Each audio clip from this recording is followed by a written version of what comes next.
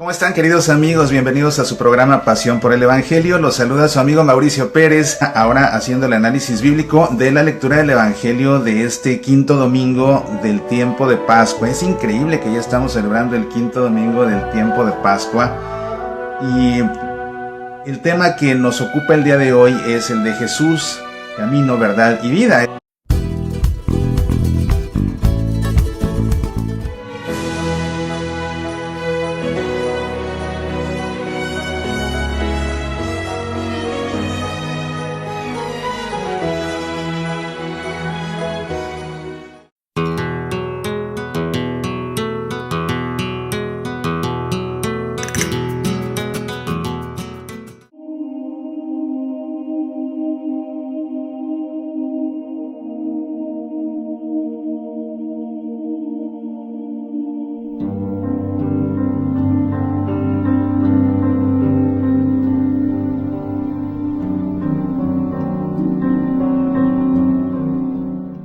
Te saluda tu amigo Mauricio Pérez. ¿Qué tal regalarle a tu mamá este Día de las Madres una copia autografiada de alguno de mis libros? Por ejemplo, Oraciones para una gotita de agua, la novela El laberinto del perdón, Todo lo puedo en aquel que me conforta, Mantén viva tu esperanza, o mis más recientes obras, el cuento Bajo la lluvia y la novela La vecina de la calle París, entre otros títulos más. Puedes encontrarlos en el sitio semillasparalavida.org. Estas copias autografiadas están disponibles únicamente en Estados Unidos. Sin embargo, en cualquier otro país puedes pedir una copia impresa sin autógrafo en Amazon.com y también la puedes pedir allá en edición digital para tu Kindle. Medita, aprende, apasionate por nuestra fe.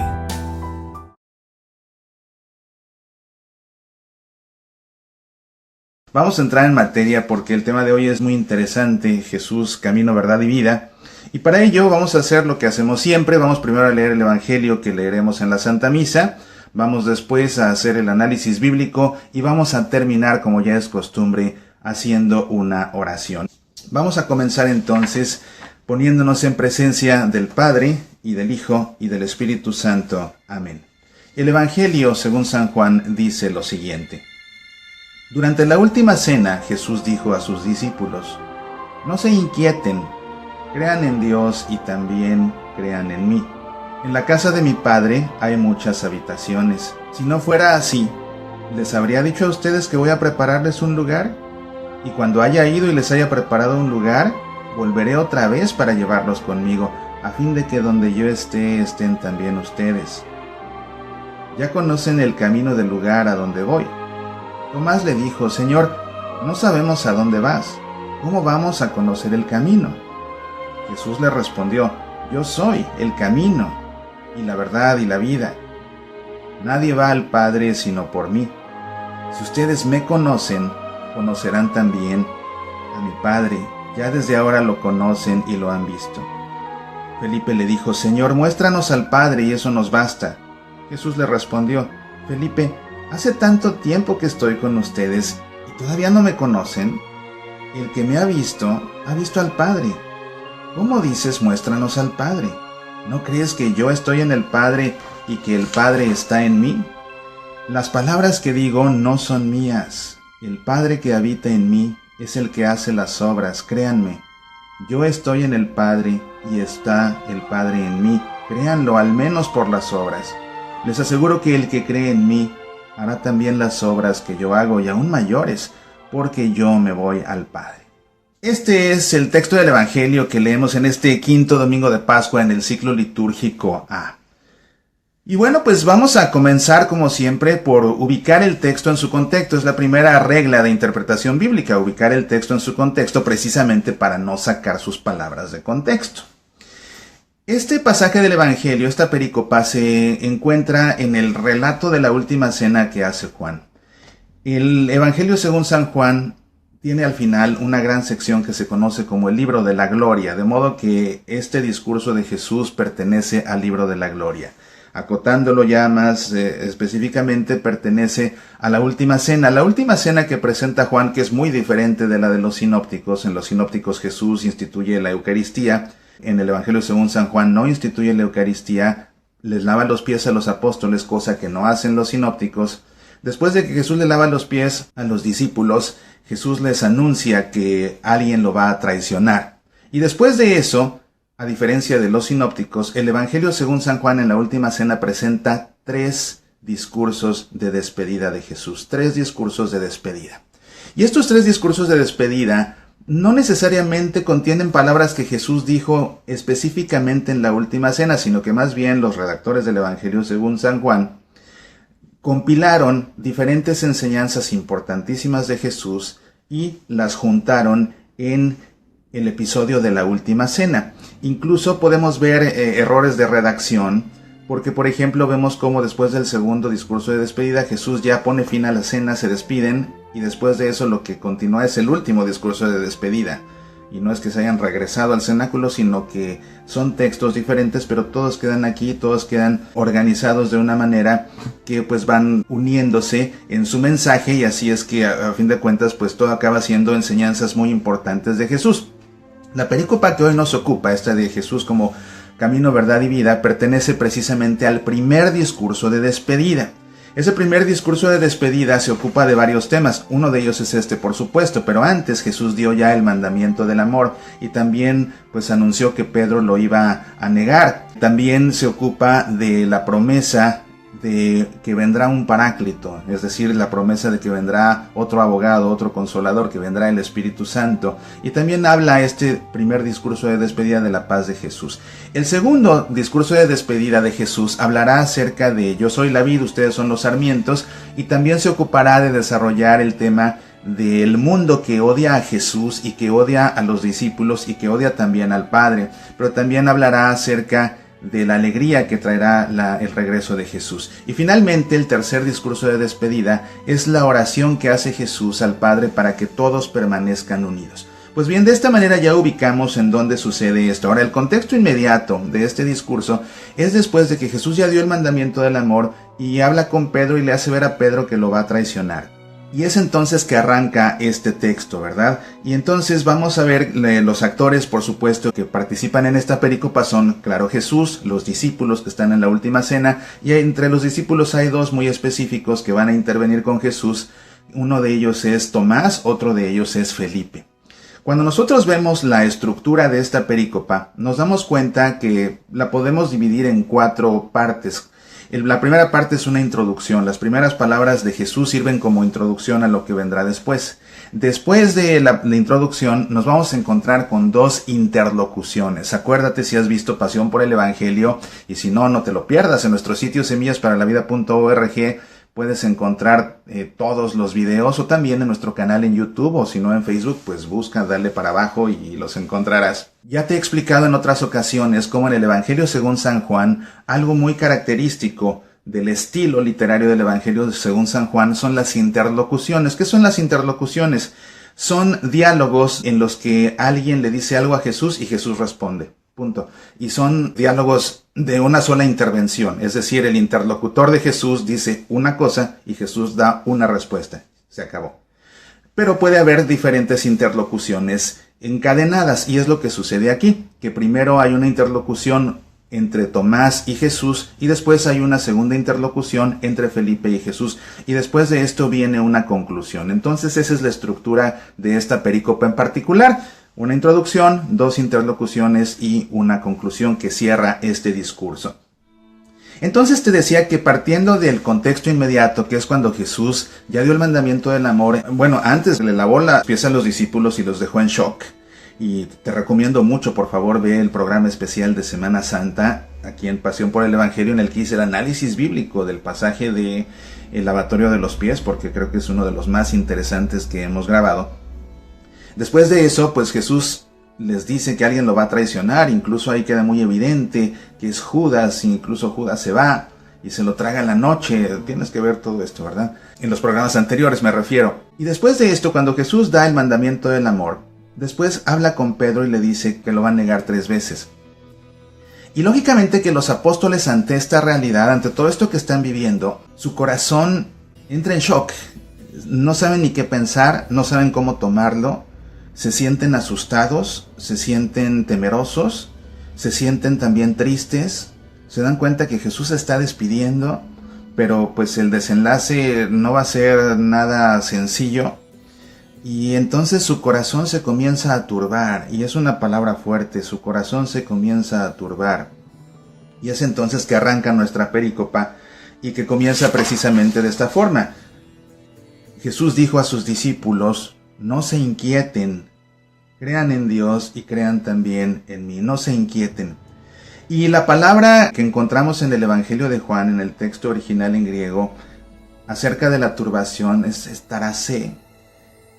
Y este tarasé, esta turbación, la encontramos 3 veces antes, también aquí en el Evangelio según San Juan, y es en episodios muy dramáticos. El primero, cuando va Jesús a donde está su amigo Lázaro, que ya murió, y cuando sale una de sus hermanas, y él pregunta ¿dónde lo tienen? Ve a la hermana muriéndose de la tristeza, sabe que su mejor amigo, o uno de sus mejores amigos, ha muerto, y entonces dice el Evangelio que Jesús se turbó, es decir, le dio una tristeza muy profunda, tan profunda que incluso lo hace suspirar, lo hace gemir. La segunda ocasión en que Jesús se turba de esta manera es cuando les anuncia que ya su muerte es inminente, y nuevamente Jesús se turba. Simplemente la idea de saber por lo que va a atravesar hace que su corazón dé un vuelco, que se le hunda el estómago, que por dentro en sus entrañas se sienta mal, se sienta triste.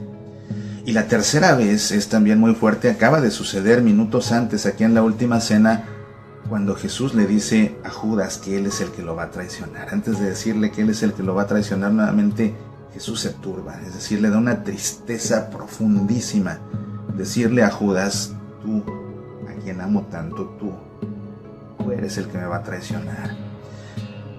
Y bueno, pues que ahora los apóstoles entran también en este sentimiento de turbación, de esta tristeza profunda, y es que son muchas cosas lo que está en juego ahora.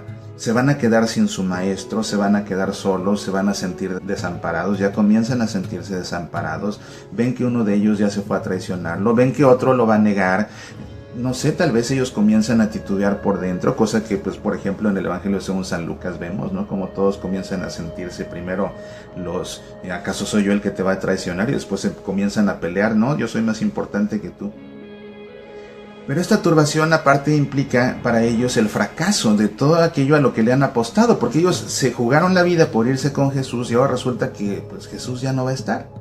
Entonces todo aquello por lo que se jugaron la vida, sienten ellos que se vino abajo, que se está desmoronando, que ya no tiene nada sentido. Entonces por todo esto se sienten ellos turbados, y las palabras que les da Jesús son palabras de una profundidad muy grande, porque les dice Jesús: no se inquieten. Es decir, no se turben, crean en Dios y crean también en mí. Estas palabras son hermosas cuando se entiende de dónde están tomadas, porque lo que Jesús está haciendo es echar mano al estribillo del Salmo 43 o 42. 3 veces en el Salmo 43 el salmista dice: ¿por qué te inquietas, alma mía? ¿Por qué te me turbas? Seguramente has leído ese salmo, si no, búscalo en tu Santa Biblia, es el 43 o el 42. Y así es como dice: ¿por qué te inquietas, alma mía? ¿Por qué te me turbas? ¿Por qué te me turbas? Espera en Dios. Y precisamente eso es: ¿por qué te me turbas, alma mía? Espera en Dios. Ahí el mismo salmista como que se da consuelo a sí mismo, animándose a esperar en Dios. Y esa espera es una espera confiada, es una espera de fe. En el caso aquí de las palabras que dice Jesús en el Evangelio según San Juan, que está citando las palabras, este estribillo, este Salmo 43 o 42, lo que dice Jesús es: no se turben, crean en Dios y crean también en mí. El Salmo dice: espera en Dios. Jesús dice: crean en Dios. Y es que resulta que en todo el Evangelio según San Juan no aparece la noción de la esperanza, pero lo que aparece es la noción de la fe. De manera que la palabra que sale de la boca de Jesús en el Evangelio según San Juan es fe, o sea, crean. Donde creer implica confianza, es tener confianza, confíen, ¿no? Porque eso es la fe, ya te lo he dicho, la fe viene de la palabra latina fides, que viene del griego pistis, que significa confianza. Entonces es lo que Jesús les está diciendo y les está recordando. Es un salmo dramático, léelo por favor, vas a ver lo dramático que es ese salmo. Incluso habla de un huracán, así el salmista en ese momento siente que se lo está llevando hasta un torbellino, y en medio de ese torbellino de angustia, de dolor, de estrés, de todo eso dice: ¿por qué te inquietas, alma mía? ¿Por qué te me turbas? ¿Por qué te me turbas? Cree en Dios, o sea, confía. Y es lo que les está diciendo Jesús, no se turben, no se inquieten, crean en Dios y crean en mí. En la casa de mi Padre, dice Jesús, hay muchas habitaciones. Cuando uno lee la palabra habitaciones, pues te imaginas una casa con habitaciones, ¿verdad? En realidad la palabra es morada, y las moradas eran las tiendas de campaña, pero no las tiendas de campaña de los nómadas, sino las tiendas de campaña donde la gente vivía de fijo. Porque había gente que vivía en tiendas de campaña que eran nómadas, que iban, pues se quedaban un tiempo en una región, después iban a otra y así sucesivamente. Pero había también personas que de fijo montaban su morada, montaban su tienda de campaña y ahí es donde vivían. Acuérdate que pues es un concepto también precisamente aquí del Evangelio según San Juan, que Jesús puso su morada entre nosotros. Es esa idea de que se quedó para vivir, de que llegó para quedarse, por eso puso su morada entre nosotros. La palabra de Dios se hizo carne y puso su morada entre nosotros, es decir, llegó para quedarse, es esa morada donde se vive ya para siempre. Entonces, por eso dice Jesús, en la casa de mi Padre hay muchas moradas, y se refiere a eso, a que el que entre a la casa del Padre llegará para quedarse, para vivir para siempre. Y dice Jesús, si no fuera así, ¿les habría dicho a ustedes que voy a prepararles un lugar? Y cuando haya ido y les haya preparado un lugar, volveré otra vez para llevarlos conmigo, a fin de que de donde yo esté, estén también ustedes. Aquí Jesús no se refiere a lo que sucederá después de su resurrección, porque después de que Jesús resucite, pues Él después ascenderá al cielo, pero no se los va a llevar con Él. Más bien esto se refiere a la segunda venida de Jesús, ¿verdad? Cuando Jesús venga por segunda vez y ya todos resucitemos para siempre. Dice el Evangelio, ya conocen el camino del lugar a donde voy. Y esto es lo que da pie a la primera interlocución de las dos que aparecen aquí en el texto del Evangelio. La primera interlocución es la que tiene Jesús con Tomás. Tomás le dijo, Señor, no sabemos a dónde vas. ¿Cómo vamos a conocer el camino? Jesús le respondió, yo soy el camino, la verdad y la vida. Aquí está la interlocución. Le dice Tomás, Jesús le responde. Entonces concentrémonos en la respuesta que da Jesús a Tomás en esta interlocución, porque es el tema central del Evangelio de esta Santa Misa.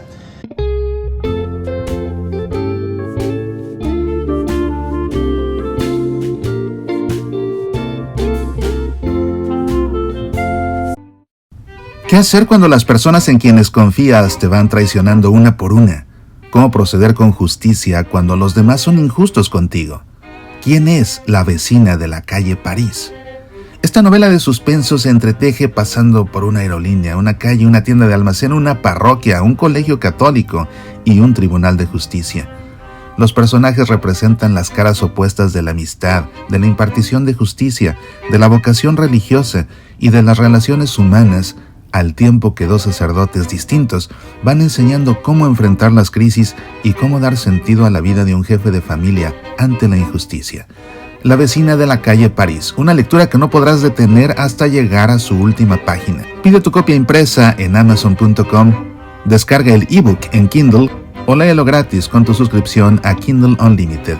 La vecina de la calle París. Léela ya.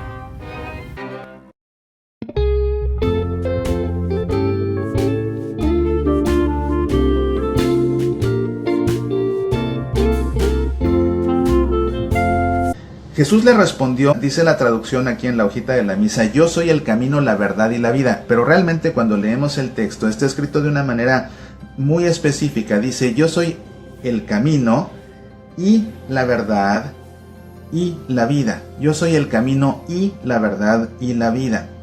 Esta manera de escribir usando la conjunción y numerosas veces se conoce como elipsis.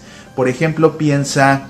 Si lees el primer poema de la creación en el libro del Génesis, abre tu Biblia y lee de inmediato el primer poema de la creación que te encuentres en el capítulo 1 del Génesis, que es donde habla de los 7 días o los 6 días de la creación más el día de descanso del Señor, vas a ver ahí que una y otra vez es y, por ejemplo, y bendíjolos Dios, y díjoles Dios, cuando crea Adán y Eva, ¿verdad? Y vas a ver que la palabra y, la conjunción y aparece múltiples veces, eso se llama elipsis, y aquí Jesús está hablando con una elipsis. Desde un punto de vista del análisis léxico del Evangelio, llama la atención porque es la única elipsis que aparece en todo el Evangelio según San Juan. En Juan Jesús no habla así, sin embargo aquí habla así, de esta manera. Yo soy el camino y la verdad y la vida. Y no es tan fácil, créeme que no es tan fácil interpretar este versículo, y resulta interesante porque es el tema central de la misa de hoy, es el mensaje central, y a fin de cuentas es el mensaje central de esta perícopa y de este discurso. Entonces, yo soy el camino y la verdad y la vida. ¿Y cómo se puede entender esto? Déjame decirte que a lo largo de la historia de la Iglesia, pues ha habido intentos diferentes por interpretar la lectura de esta elipsis que, como te digo, a los analistas de la Biblia los saca de balance cuando se dan cuenta una estructura que nunca más aparece y que no había aparecido antes en el Evangelio según San Juan. Jesús dice, yo soy el camino y la verdad y la vida, lo que significa que esto se puede separar en tres oraciones diferentes. Yo soy el camino, yo soy la verdad, yo soy la vida.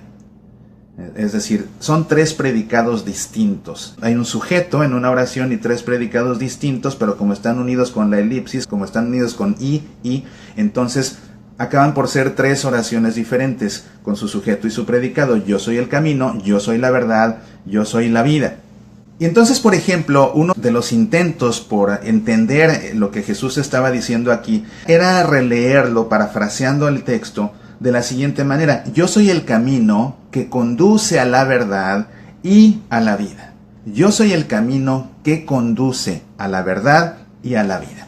Y quienes interpretaban así la lectura de esta sentencia que hace Jesús eran los padres alejandrinos, aquellos primeros discípulos de los apóstoles, pero allá en Egipto. En aquel tiempo tenían ellos la influencia de los griegos de una manera muy marcada. Entonces, por esa razón, de alguna manera pensaban con los criterios de Platón, por ejemplo, y entonces recordarás que para Platón algo muy importante era la búsqueda de la verdad, y acababa por ser una meta importante en la vida del hombre, encontrar la verdad, alcanzar la verdad.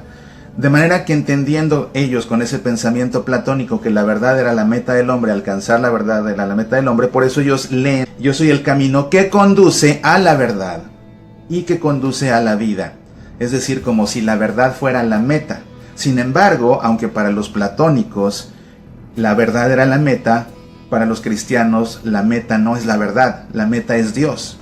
De manera que los padres de la Iglesia parafrasearon esta oración de Jesús de la siguiente manera: yo soy el camino que por la verdad conduce a la vida. Yo soy el camino que por la verdad conduce a la vida. Yo soy el camino y la verdad y la vida. Yo soy el camino que por la verdad conduce a la vida. Y realmente, entendiendo la teología del Evangelio según San Juan, esto tiene mucho más sentido que la lectura que daban allá los que se encontraban en Egipto. Entonces es como tenemos nosotros que entenderlo. Yo soy el camino que por la verdad conduce a la vida. Y llama mucho la atención cuando dice yo soy el camino. Llama la atención porque todo el Evangelio según San Juan es la única vez que Jesús habla de un camino. Había hecho una referencia a Isaías en alguna ocasión. Isaías hablaba del camino, pero Isaías y Jesús lo cita. Pero es la primera vez y la única vez que Jesús habla de un camino y que además dice el camino soy yo. Sin embargo, esto es algo que tiene sentido cuando lo unimos a la lectura del discurso del buen pastor que leímos el domingo anterior en la Santa Misa. Leímos la primera parte del discurso del buen pastor que pronuncia Jesús en el Evangelio según San Juan, la primera parte. Y en esa primera parte que se leyó en la misa, Jesús habla de sí mismo como la puerta. Yo soy la puerta que abre la puerta del corral. Y te expliqué, por favor, tienes que ver el programa pasado para ver el sentido del corral y entender que con la interpretación del corral deducimos que el rebaño es entonces el pueblo de Dios y que el pastor es Dios y que la puerta pues es Jesús. Entonces, a través de Jesús, ese rebaño que es el pueblo de Dios puede llegar a Dios y Dios puede también llegar a su rebaño, ¿verdad? Sin embargo, en esa primera parte del discurso, Jesús no dice yo soy el buen pastor, eso lo dice en la segunda. Y es un evangelio que si no pone uno atención, se puede uno ir con la finta, ¿verdad? Y yo la semana pasada, déjame decirte que a la parroquia donde fuimos a la Santa Misa, el sacerdote predicó la homilía y se fue con la finta. Y entonces él dijo, como acabamos de escuchar a Jesús en el evangelio, Jesús dijo, yo soy el buen pastor. No, Jesús no dijo eso. En el fragmento que leímos en la misa, Jesús no dijo yo soy el buen pastor. Eso lo dice en la segunda parte que no leímos en la Santa Misa. Lo que dijo en la primera parte es yo soy la puerta. Eso fue lo que dijo. Y precisamente cuando entendemos eso, yo soy la puerta para que el rebaño, que es el pueblo de Dios, a través de esa puerta llegue al pastor, que es Dios, entonces así es que cobra sentido esta explicación o esta lectura que hacen los padres de la iglesia de esta frase de Jesús: yo soy el camino y la verdad y la vida. Yo soy el camino que por la verdad conduce a la vida. Dice después Jesús: si ustedes me conocen, conocerán también a mi Padre. Ya desde ahora lo conocen y lo han visto. Esto es importantísimo, ¿verdad? Acuérdate que el pueblo de Dios tenía a Dios como, bueno, lógicamente como el Todopoderoso, pero ellos se sentían alejados de Él. Era Dios tan grande, era el Altísimo, que los avasallaba. Entonces se sentían ellos lejanos, muy lejanos de Dios. No podían ni verlo. Ellos evitaban verlo porque pensaban que el que viera a Dios se moría. Por eso ni siquiera pronunciaban su nombre. Así le tenían de respeto y se sentían muy lejanos de Él. Sin embargo, ¿qué sucede? Que con la llegada de Jesús, ese Dios lejano, ese Dios inaccesible hasta cierto punto, pues ahora se hace accesible, pone la morada para quedarse, llegó para quedarse ¿dónde? En medio de nosotros. Y entonces aquí esto que dice Jesús es fundamental, porque el pueblo de Dios, por un lado, no quería ver a Dios, pero por el temor que le tenían. Sin embargo, lo que ellos más querían en la vida era conocer a Dios, conocer al Padre. Y lo que Jesús les dice es: si ustedes me conocen, conocerán también a mi Padre. Entonces, ya ese anhelo que ha tenido históricamente el pueblo de Israel de conocer al Padre se cumple, se hace realidad al conocer a Jesús. Al conocer a Jesús, y es lo que le está diciendo Jesús aquí a los apóstoles: ya desde ahora lo conocen al Padre porque me conocen a mí. Ya lo conocen y no lo han visto. Fíjense, no lo han visto todavía y ya lo conocen. ¿Cómo lo conocen? Porque me conocen a mí. El que me conoce a mí, conocerá también a mi Padre. Si te está gustando este análisis bíblico, si te está gustando esta emisión de Pasión por el Evangelio, por favor no te olvides de decir me gusta, ya sea aquí en Facebook o en YouTube. Por favor di me gusta, porque esto ayuda a que las redes sociales multipliquen la emisión para muchas personas que no conocen el programa y así lo descubran fácilmente y puedan aprender tanto como estamos aprendiendo juntos. Así que por favor te recuerdo, marca me gusta, le harás mucho bien a muchas personas, te lo aseguro. Gracias a Dios cada día ganamos más auditorio y en gran parte es porque ustedes marcan me gusta, más personas descubren, queriendo o sin querer, el programa, y así es que comienzan a aprender tanto como hacemos nosotros. Pasamos entonces a la siguiente interlocución, que es la que sostiene Jesús con Felipe. Felipe le dijo: Señor, muéstranos al Padre y eso nos basta. Jesús le respondió: Felipe, hace tanto tiempo que estoy yo con ustedes y todavía no me conocen. El que me ha visto al Padre. ¿Cómo dices muéstranos al Padre? ¿No crees que yo estoy en el Padre y que el Padre está en mí? Es decir, Felipe no alcanza a entender lo que Jesús le está diciendo y Jesús se lo enfatiza otra vez. Antes había dicho: si ustedes me conocen, conocerán también al Padre. Por eso es que ahora le dice: Felipe, ¿cuánto tiempo he estado con ustedes y todavía no me conoces? El que me ha visto al Padre. ¿Que no entiendes, Felipe? Es lo que acabo de decirle a Tomás. ¿Que no entiendes? El que me ve a mí, ve al Padre. ¿Cómo me dices muéstrame al Padre? Si ya me conoces, ya conoces al Padre. Ese es el diálogo que sostiene Jesús ante la necedad de los apóstoles, pero es que son realidades que pues hay que entender. A lo mejor para ti es muy sencillo comprender esto, pero para ellos todo esto era nuevo, novedoso.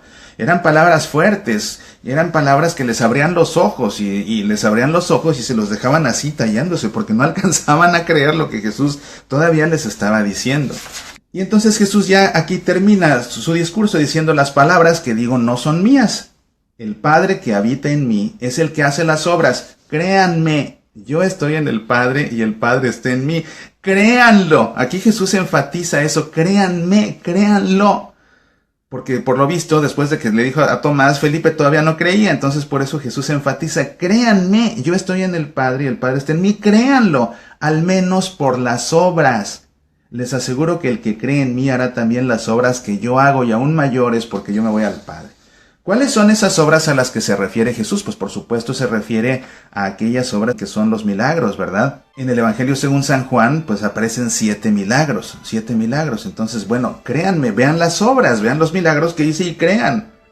Y entonces crean así que por verme a mí están viendo al Padre, ¿verdad? Porque a fin de cuentas, lo que Jesús quería decir a través de las obras era: estas obras son obras de Dios. Estos milagros que estoy realizando son obras de Dios.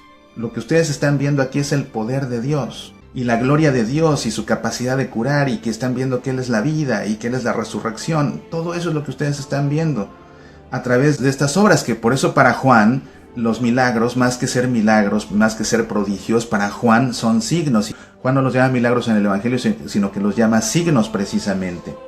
Algo llama la atención al final, que dice Jesús: les aseguro que el que cree en mí hará también las obras que yo hago, y aún mayores, porque yo me voy al Padre.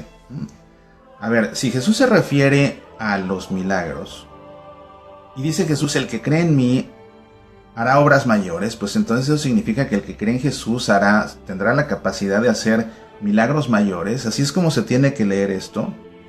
La cúspide de esos dos milagros, que son los más impresionantes y son los últimos que aparecen, por eso se reservan al final, uno de ellos es la curación del ciego de nacimiento. Curó a un ciego de nacimiento, eso son palabras mayores. Y después de eso, le devolvió la vida a un muerto. Entonces, ¿cómo va alguien a superar eso? ¿Cómo va alguien a hacer obras mayores? Algo todavía mayor, curar a un ciego de nacimiento, y peor aún, devolverle la vida a un muerto. ¿Cómo alguien va a poder hacer algo mayor que esto? Entonces, ¿cómo entender esto? Y bueno, pues por ejemplo, los padres de la iglesia, como entendían estas palabras de Jesús, era: la obra de la iglesia va a ser una obra mayor porque su extensión geográfica va a ser mayor. Jesús solamente predicó allá en Galilea, en Judea, pero la iglesia ya extiende, se va más allá de las fronteras y se va por todo el mundo. Entonces, por eso sus obras van a ser mayores geográficamente. Sin embargo, no es así. La cuestión está en entender que precisamente estas obras, estos milagros, para Juan son signos. ¿Y de qué son signos todos ellos en resumen? Todas esas obras de Jesús son un signo de la gloria de Dios. Y cuando Jesús realizaba un milagro, lo hacía, no solo para traerle un beneficio a la persona que necesitaba de la ayuda de Jesús, sino que a través de eso Jesús glorificaba al Padre. Jesús glorificaba al Padre haciendo estas obras. Entonces, los que crean en Jesús van a poder hacer obras que sigan glorificando al Padre, que sigan glorificando al Padre. Pero porque van a hacer esas obras no por ellos solos ni por mérito propio, sino que van a hacer esas obras porque creen en Jesús. Es esa fe en Jesús lo que los va a llevar a obrar de esa manera. Y a través de obrar de esta manera, van ellos a seguir dando gloria a Dios, glorificando a Dios, así como Jesús glorificaba a Dios a través de cada uno de esos signos, a través de cada uno de esos milagros. Aquí tienes el análisis bíblico de la lectura del Evangelio de este día. Por supuesto que esto tiene el propósito de que cuando leas la lectura del Evangelio en la Santa Misa entiendas mejor en la lectura, pongas atención a todos los detalles que ya analizamos aquí, ya te sepas la estructura y así te sea más fácil leerla. Y también, bueno, esto complementado a la humildad de tu sacerdote tiene que hacer que tu experiencia de escuchar el Evangelio en la Santa Misa sea muchísimo, muchísimo más enriquecedora que si simplemente lo leyeras así a la primera, sin entender todas estas maravillas del texto tan hermoso que en esta ocasión nos toca leer. Yo le doy las gracias sobre todo a los que han llegado al final del programa. La mayoría de las personas, fíjate que es sorprendente, la mayoría de las personas le cambia a los 7 minutos. Pero pues no creas que me lo hacen nada más a mí, es algo que coincide también con las estadísticas en el mundo de la televisión. Ahora la gente solo quiere lo inmediato, lo breve, y si no le interesa, y qué tristeza. Entonces tú que llegaste hasta el final del programa, te lo agradezco de todo corazón y sabe que el Señor te lo recompensará, porque lógicamente te quedas hasta el final con el único afán de saber más y más y más de la palabra del Señor, y eso por supuesto que Él es algo que sabrá recompensarte en tu vida. Así que con esto, queridos amigos, como siempre vamos a poner en nuestro corazón todo lo que hemos reflexionado y aprendido, y vamos ahora nosotros a dirigirnos al Señor con una oración. Así que como siempre te invito a que por un momento cierres tus ojos, pongas tu mano en tu corazón y hagas en tu interior eco a estas palabras. Señor, eres camino, verdad y vida en un mundo despistado y perdido. Eres camino, verdad y vida en un mundo donde falta la ilusión y la alegría. Eres camino y verdad y vida en una tierra donde se escuchan muchas mentiras.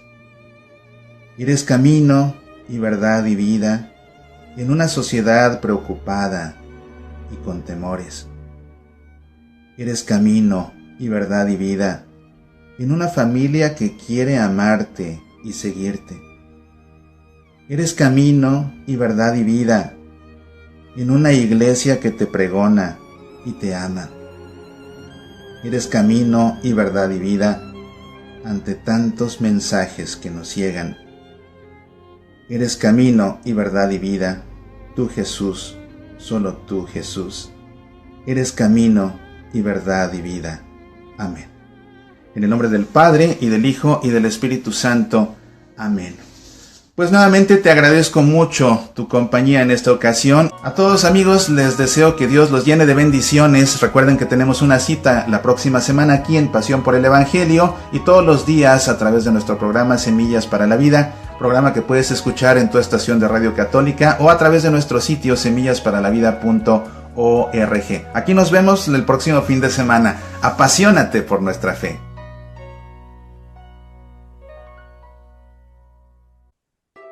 Te saluda tu amigo Mauricio Pérez, conductor del programa de análisis bíblico Pasión por el Evangelio y autor de los bestsellers Judas, traidor o instrumento de Dios, y 666, el criptograma apocalíptico. ¿Te gustaría aprender a hacer vida la palabra de Dios en tu vida? Te invito a que descubramos juntos cómo hacerlo a través de mi masterclass Dios nos habla aquí y ahora. Una clase teórico-práctica que te ayudará a aprender a dar vida a la palabra de Dios en la vida de la comunidad parroquial o de tu grupo apostólico desde el ámbito celebrativo hasta la intimidad de la oración personal. Esta masterclass contiene los siguientes temas: Introducción a la Biblia, Exégesis, métodos de interpretación bíblica, la palabra de Dios en la Santa Misa con 2 partes, la mesa de la palabra, la teología del ambón y la proclamación de la palabra de Dios. Finalmente, te enseñaré a orar a través de la práctica de la Lectio Divina. Una masterclass dirigida a todo católico interesado en acrecentar su vida de fe, presbíteros y diáconos, lectores y salmistas, grupos de oración, catequistas, coordinadores de círculos bíblicos y animadores litúrgicos.